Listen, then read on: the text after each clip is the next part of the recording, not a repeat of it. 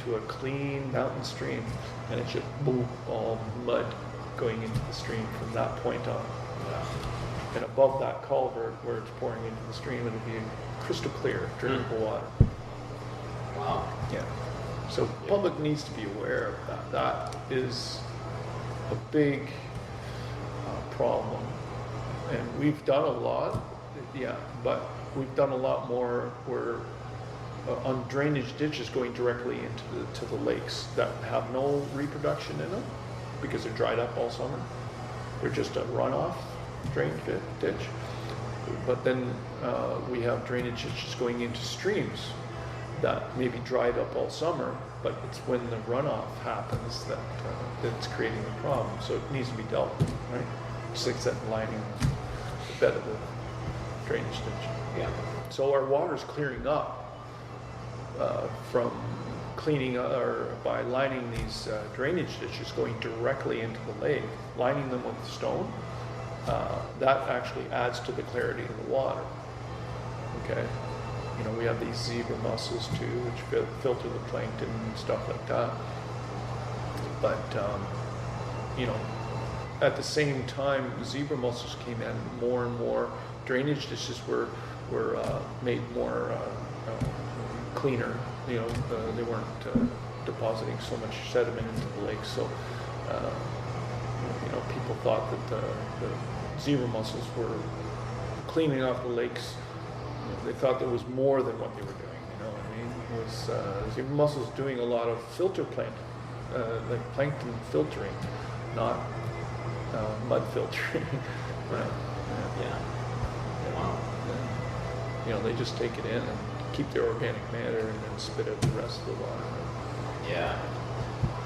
Yeah, there's a lot of hype about zebra and quagga mussels. I'm sure you've heard of.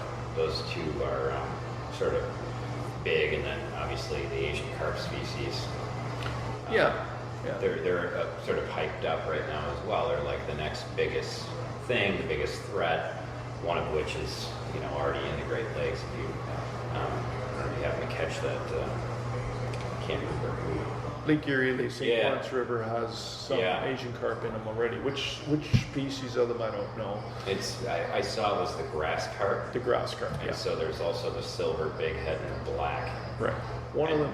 And one of them, the grass carp, is like a juvenile and some shrimp. Well, there's been commercial fishermen caught a few. Now, look at it a different way. What are they going to eat? Okay. Don't listen to the media. Disaster. What are they going to eat? Okay, so the grass carp will eat vegetation, right? Well, our common carp, which is already here, is a vegetation eater. Okay. And right now, you will see in all the small bays and marinas and slow canal-moving rivers or slow-moving rivers that are like canals, you'll see a lot of carp in them.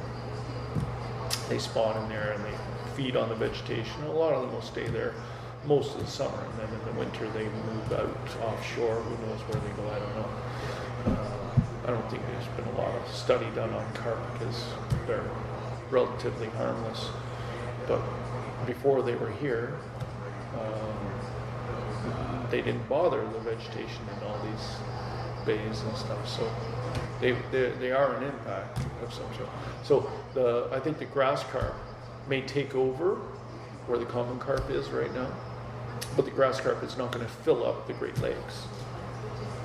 If it eats grass, where is it going to eat? What is it going to get up on the shore and eat the grass? Anyway, so grass carp, not as big of a threat as what the media wants to make it. The other species, I believe there's one of them that will eat fish. Okay, but there's so many other factors like water temperature, depth of water that they can survive in, and all that. Like, I don't know about all this, so I can't speak totally about it. But until you know all that information, don't believe all the hype, right? You know. Great advice, yeah. Yeah, their food and preferred water temperature and water column is what matters, you know. And I don't think they're going to be the big problems that the media's making them out to be, because the media has no idea what the problem is talking about. You know? Oh, they weren't out there on the lakes. They're just taking a piece of information and go. Well, they need to have headlines. They need to sell. They need to themselves. I mean, that's just that's what they do. So knowing that, you know to cut it in half and then some, and then there's a little bit of truth coming from it, right? So it's very complex, very complex. You can't just, say with the gobies, you can't just add another species to eat them. Okay, we know that lake trout eat them. You'll find lake trout that will eat more gobies, and then other lake trout that will eat more smelt or alewife. Right? We find that with brown trout too. Unfortunately, with brown trout, is that they'll stay